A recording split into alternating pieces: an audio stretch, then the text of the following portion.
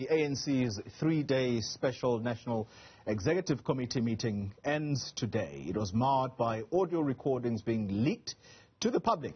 Among the questions raised was by one former president, Thabo Mbeki, who could be heard saying or warning members of the possibility of a split within the governing party. Meanwhile, ANC branches in eThekwini, they're calling for support for former President Jacob Zuma and the suspended Secretary General Ace Magashule. Well, joining me now is ANC KZN branch spokesperson Ntando Khuzwayo, and we're also joined by political analyst Tessa Dooms. My thanks to you both for making time to join us here for this important discussion. Let me start with you, Bab Khuzwayo.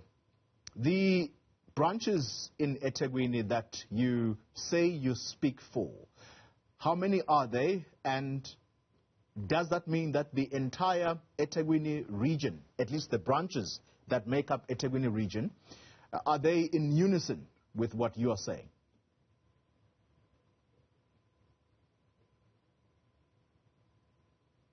I think you've muted yourself, Ntando. Try and unmute if you can.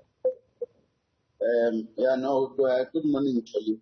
Good morning, President. Good morning to the viewers of you. And thank you for the opportunity.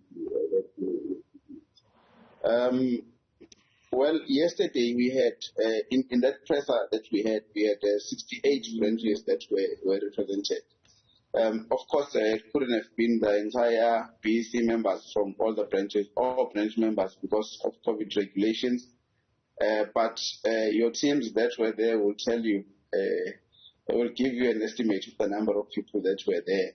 But not everyone was, of course, going to address the media.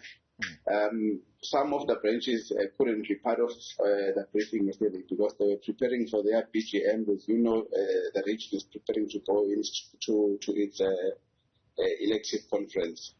But yes, indeed, the view that we shared yesterday is the majority view here in eThekwini. And that view, among other issues, I want to isolate the one about a special conference. What is it that brings about this conclusion from the 68 branches that you say were represented yesterday? Why is it that you feel strongly a special conference of the ANC should be held? We believe that this NEC, at its current state, will not be able to prosecute the revolution as it's supposed to.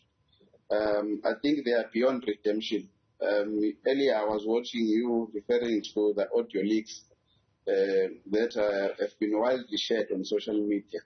And these leaks prove an NEC that cannot resolve itself. In one of the interviews that we saw on TV, the SG was saying matters in the NEC are now decided by way of vote. That may be a democratic way of doing things, but it goes against ANC culture. I'm a chairperson of a sub-region, but here it's called a zone, a zone. We never resort to such. I'm also a deputy chairperson in my branch. We never resort to such where we resolve matters by way of a majority vote. We always engage each other and try to find each other like leaders and then be able to lead the organization properly. Once you get to a stage where you have to vote on issues, then you are beyond redemption. All right. You are now, it means you cannot find each other. Now that's the kind of NEC we have right now. So we think it's time they go and we find leaders who can actually lead the organization properly. All right. Tessa Dooms, political analyst, let's bring you into the conversation. The current NEC, that's the top structure of the ANC that makes decisions in between conferences. It's beyond redemption, Mr. Khuzwayo says. Do you agree with that analysis? Well, I think there's a lot of merit in that. I think all of the things that have been said are valid about this NEC. I think one of the leaks over the weekend had an NEC member talking about this being, 4 years of a embattled NEC. And so we can't get around the fact that for the ANC to function, it needs an NEC that can hold together. And this does raise questions, actually, not only about this moment in the ANC, but also the last 10 years, particularly under the presidency of former President Jacob Zuma and this transition, is that they have been finding themselves and finding each other in previous times, and now all of a sudden we're seeing this very, very public and rapid collapse. And on the one hand, this may be bad for the ANC and drastic measures may be called for, but on the other hand, for the public, for the general public, this is a good moment for us, not because we revel in the demise or in the destruction of the ANC, but it's important for us to understand what the politics of the ANC are and what's happening within the governing party, because ultimately that is what's going to impact on governance in the country. Mm-hmm. And so watching the ANC and being able to have some of these curtains being raised that show us that there are definite shifts in power in the ANC, there are definite balances of power that are being tussled for, is important for us to know, and we need to know what the future of the ANC is so we as a country can respond. It's interesting that you say this is a good moment for us, ordinary citizens of South Africa. Does that also suggest, Tessa, that perhaps South Africans need to get themselves to a point where they start thinking about alternatives to the ANC, should the ANC not be in governance for a much longer period? Well, I think what's important isn't the question about whether the ANC will be in governance or not. That's up to the electorate to decide. Mm-hmm. The ANC doesn't decide whether the ANC governs. But importantly, it's important for us to actually pay attention to what this means, what it means for the kind of politics we want in our country. Not, as somebody who's not an ANC member, I have nothing that I can really say about the way I want the ANC to conduct itself and its internal affairs. Mm-hmm. But it certainly is a lesson for us in the kind of politics we want in our country, to investigate and interrogate this relationship between party and state, to interrogate the relationship between party and its deployees and what that means for governance. And we're now seeing that if you have a electoral system like ours, where the party is dominant in the way in which governance happens, when you have no control over what happens in the party, we as the rest of the public become sitting ducks. And so before we even talk about an alternative party, we need to talk about an alternative political culture, maybe, an alternate electoral system, but a system that gives us more agency and allows parties, if they're going to be fractious, if they're going to fall apart, to do that on their own terms. But it should not have to affect the governance of the country and the way in which our political culture plays out in general. Yeah. Mr. Khuzwayo, let's bring you back in. So apart from you and the 68 branches that you say were represented yesterday, apart from your position that the ANC, especially the leadership structure at the very top, needs to go to an early conference in order, I guess, to reconstitute itself because of the mess, you are, though, also calling for the reinstatement of Ace Magashule as Secretary General, but also you have said that nobody should touch the former President Jacob Zuma. This now was directed to the country's law enforcement agencies. Someone listening to that is saying, okay, but that's irrational. Why should I take these people seriously? Ace Magashule and the former President Jacob Zuma, they are facing very serious charges. Yeah. Well, I think I'm sure you got a hold of our statement. Let me separate the issues and speak on the SG issue first. The reason we are saying the SG should be reinstated is because it makes no sense to suspend a Secretary General whilst you are preparing for elections, which will take place in about 4 or 5 months from now. That tells you that it's a recipe for disaster. You need the organization to pull together more than any other time before. So you cannot be purging people or suspending people or expelling people or getting people out of the organization. Instead, we're supposed to be getting people into the organization because we need everyone. We need all hands on deck. We are preparing for elections. So it's for that reason we are saying the Secretary General should be reinstated. But besides you want that, to reinstate a Secretary General, sorry to disturb you, you want to reinstate a Secretary General who faces serious charges, in fact who's been charged through courts of law, and you're calling for his reinstatement, yet at the same time, as you rightly point out, it's an election year, local government. What confidence should citizens have in the ANC? The confidence in the ANC shouldn't be confused with what is happening in court. And to say the charges are serious, I don't know. Maybe that's your measure. I don't know how those charges are serious. I've been to Bloemfontein and I've listened, and I thought those are flimsy. But be that as it may, the reason we are calling for him, when we elected him, we had confidence that he'll be able to lead the organization properly as the engine, as the SG, which is like a CEO of the company. So we need him back in charge so that he can lead the organization properly. Right. This is not a time to play theatrics and say this one is charged, this one is, everyone has an allegation of one sort or the other. If we were to use that measure, then the organization would be left with no one. So it shouldn't be full to page people. And that's what we said yesterday, that the manner in which this resolution is now crafted, it's being bastardized, All right. It's being contaminated to Ntando Khuzwayo, make sure.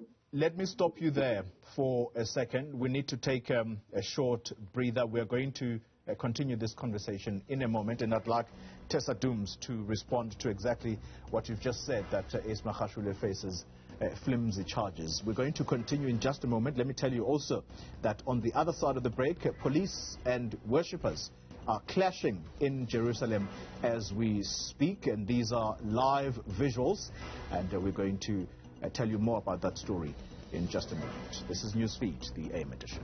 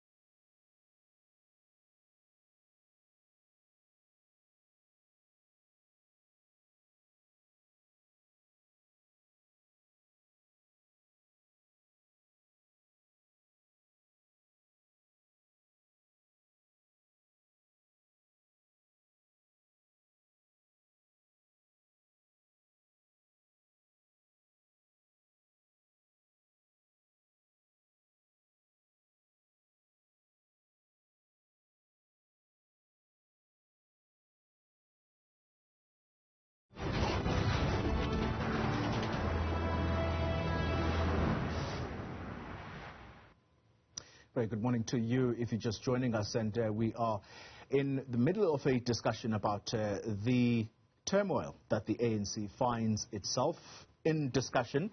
I am joined by the ANC's branch spokesperson in the eThekwini region, Ntando Khuzwayo. We're also joined by Tessa Dooms, political analyst. Before I come to you, Tessa Dooms, very quickly, Ntando, we've dealt with the Ace Magashule matter. Why should the former president be treated any differently to another ordinary citizen of the country who has broken the law, who obviously would need to go and serve time in jail? Yeah, no, that's fine. That is simple. I just wanted to say on that we must remember the principle of innocent and guilty, and that's defined in the Constitution. So we shouldn't take the fight away from individuals, whatever their stature may be in society. And then on the issue of the former president, look, the commission has went and asked for 2 years custodial sentence. Now, it makes no sense how that is going to assist the commission, because the commission is on a fact-finding mission, And the former president has said he refuses to go there and give testimony to the commission unless, and it's given a condition that unless the current chairperson of the commission would step aside, if I may call it that, and then another person be chairing the commission. So in all intents and purposes, he does not refuse to go to the commission. It's only on that condition, and he said why.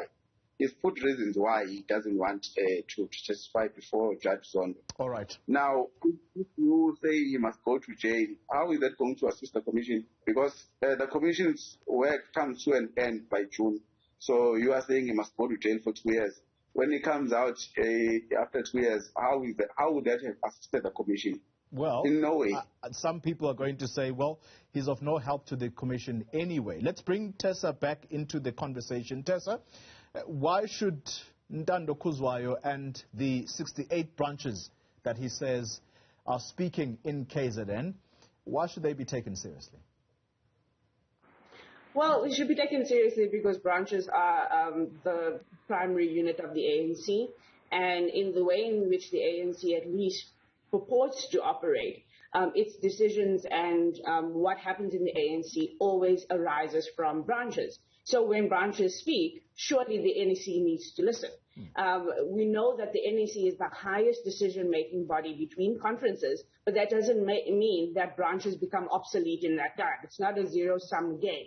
And so branches do need the ability to express themselves if the ANC is to function in the way in which it says that it functions. But importantly as well, the SG is in a very strategic position in the Julie House, and I think that's something we cannot overlook. So not only in terms of his ability to manage the organization and thinking about an election coming up, but also his proximity to branches and the fact that he is the one that directly has to manage branches across the country. So if branches speak up, the ANC has to listen. That is a given fact. Where the branches then fall and whether they have a path and they have direct access to be able to be heard in the NEC, that's where things start to become really murky. The ANC is not showing that it is an agile, robust organization that is able to walk while it chews gum, that's able to listen to branches, manage what's happening, and have the NEC pronounce on things. But also, if you look at what the NEC has pronounced on, the way in which it's going about its business is being contested by itself. We don't even know what step aside means. I think we heard Paul Mashatile in one of the leaked audios now having to explain what set aside actually technically means. And the ANC has had since 2017 when it passed this resolution to explain step aside. So the ANC doesn't understand itself right now, and it does need to take a step back and rethink the way it is operating. Otherwise, when it has uprisings from branches, it can't complain. Ntando, let's conclude the conversation. Let me ask you the question, what do you expect to come out of this meeting? It ends today, the special NEC meeting. What do you expect from your leadership? Well, let me start with what Tessa was saying. She's spot on. Branches are the primary organs of the organization. So we are the pillars that keep the organization alive. Without us, there is no ANC. It's just there by name. So we should be included. And the reason why we as the Jogini branches have risen up is because we've written countless letters to the NEC on these issues.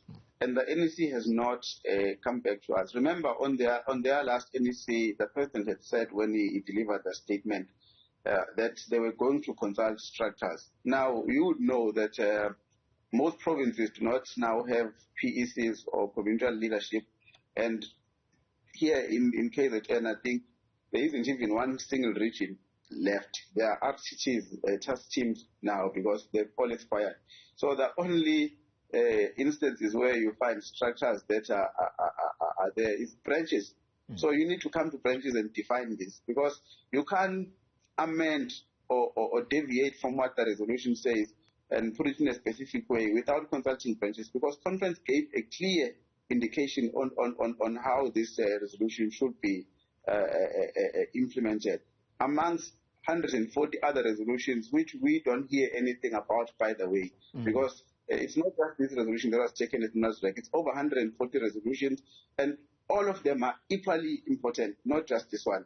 Yeah. But be that as it may, we expect that out of this NEC, sanity will prevail. You know, our leaders are going to come out, and we just want one thing. We want an NGC in 90 days. If they fail to give us an NGC in 90 days, we are calling for a special conference, and we would ask for the NEC to all of them to step aside, and we elect a leader who is going to be able to take the organization forward and change the people's lives, the people of South Africa's lives. Very, very briefly, Tessa, less than a minute. What should the ANC leadership coming out of this special NEC be saying to not just restore confidence in their branches, as represented by Mr. Khuzwayo here, but also South Africans? Yeah, firstly, it does need clarity. It needs to take its own organization into its confidence about the way in which decision-making has unfolded in the last 2 weeks. There certainly needs to be clarity about what happened last week. There was a lot of chaos last week with suspension letters flying all over the show. And I can imagine if I was an ANC, rank and file member, that I would be asking, is my organization broken? And so there needs to be clarity about the way in which decisions are made.